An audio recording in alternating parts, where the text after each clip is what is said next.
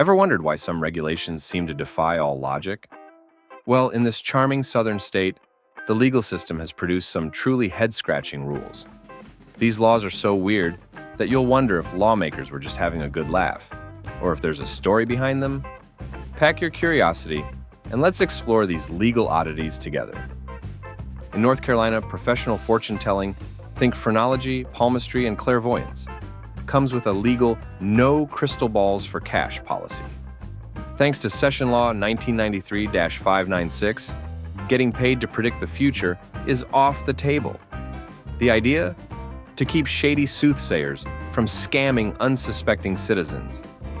But don't worry, your amateur tarot reader friend is in the clear.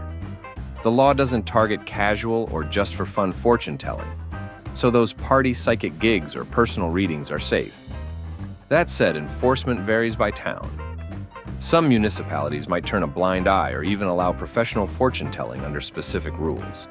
Because let's face it, North Carolina's approach to divination is as varied as the stars themselves. Think of this law as a quirky blend of consumer protection and cultural respect, keeping fraudsters at bay while letting communities hold on to their love for a little mystical flair.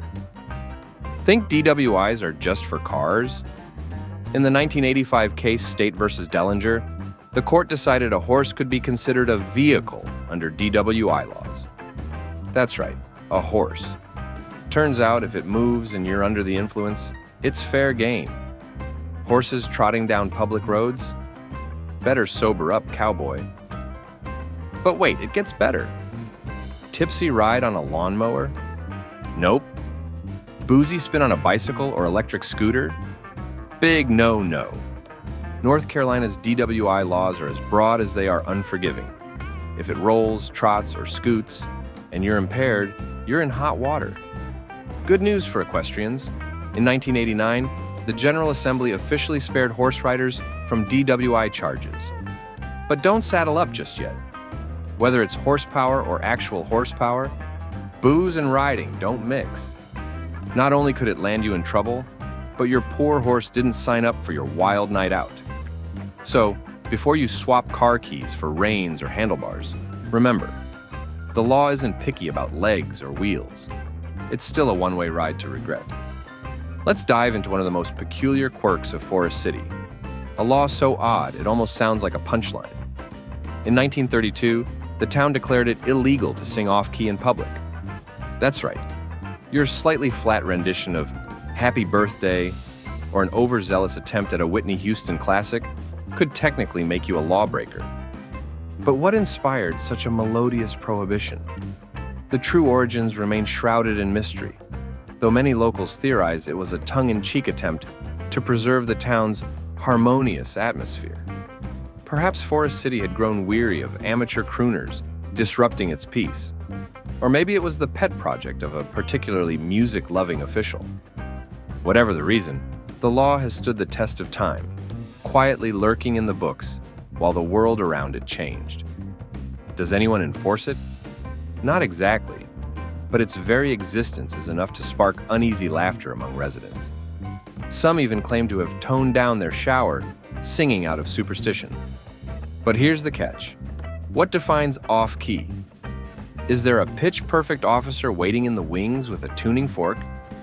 The absurdity of it all keeps this relic of a law alive in both history and hilarity. Now, in Asheville, the story takes a curious twist with a law that could silence even the most creative spirits. Back in 1923, the city enacted a rule forbidding panhandling with musical instruments, a decree that has baffled residents and visitors alike for decades. Asheville, a city celebrated for its thriving arts community and bohemian charm, seems like an unlikely place for such a restriction. But dig deeper, and you'll find whispers of its origin tied to an era of change. Some believe the law was meant to distinguish genuine artistry from those exploiting the craft for quick cash, while others argue it aimed to maintain order in a rapidly modernizing downtown. The streets, alive with color and sound, might seem like the perfect stage for performers, but this law casts a shadow over those strumming guitars or playing violins for tips. How does one determine where art ends and panhandling begins? Enforcement remains a gray area, leaving musicians to navigate the fine line between legal and unlawful expression. It's as if the law dares the artist to challenge its boundaries, creating a tension that only adds to Asheville's mystique. In a city that thrives on creativity, this odd regulation stands as a relic, both intriguing and oddly restricting. There's also an old law, North Carolina General Statutes 14-186, that makes it illegal to fake being married when checking into hotels, inns, or boarding houses.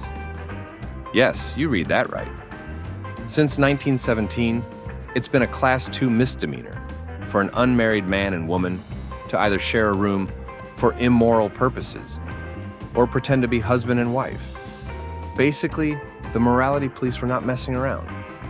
Back in the day, early 20th century America was all about strict social rules, and this law was crafted to keep things decent. The goal? Discourage unmarried couples from cohabiting and, heaven forbid, engaging in any premarital hanky-panky. It also aimed to protect the so-called dignity of public lodging establishments, because apparently fake marriages were a serious affront to inns everywhere. Fast forward to today, and laws like this feel like a time capsule from a much more buttoned-up era. North Carolina General Statutes 14-186 still technically exists, but its enforcement is about as common as spotting a unicorn. Instead, it stands as a quirky reminder of how much societal norms and our collective sense of humor have evolved. In North Carolina, booze and bingo don't mix. It's the law. This quirky rule ensures that bingo remains the family-friendly, drama-free pastime we all know and love. Whether it's kids tagging along with their parents or seniors eagerly battling it out for that elusive bingo moment, the game stays lighthearted and inclusive without the distractions of alcohol. Imagine the chaos of Uncle Bob getting a little too rowdy after a round of drinks, or friendly competition turning sour over one too many margaritas. This law helps avoid all that. Plus, bingo nights in North Carolina aren't just about fun. They often have a bigger purpose. Many are held to raise money for schools, nonprofits, or community programs that rely on these events for funding. By keeping alcohol out of the picture, organizers can focus on the mission, whether it's helping local kids, funding charity projects, or supporting community initiatives, without having to worry about policing tipsy players or dealing with dabber drama. It's all about creating an environment where everyone can participate, have a good time, and know that their contributions are going to a great cause. So here's to keeping bingo wholesome, family-friendly, and, well, sober. Lastly, Kill Devil Hills, a serene coastal gem, harbors one of the strangest laws you'll ever hear. It's illegal to chase seagulls on the beach. Enacted in 1981, this law isn't just about stopping a harmless game of tag with the local birds. It's about protecting an ecosystem that's more delicate than it seems. Seagulls, often dismissed as pesky scavengers, play a vital role in the environment by controlling insect populations and helping to clean up the shoreline. But here's the catch.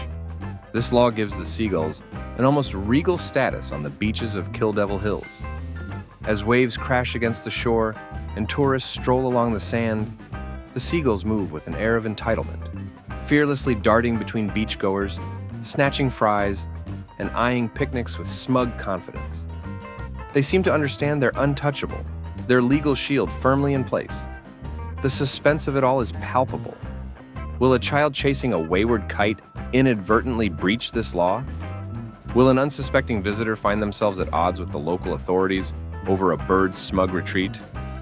The law raises questions about the balance between humans and nature, making Kill Devil Hills a beach town where the line between protector and protected blurs in the most unexpected ways.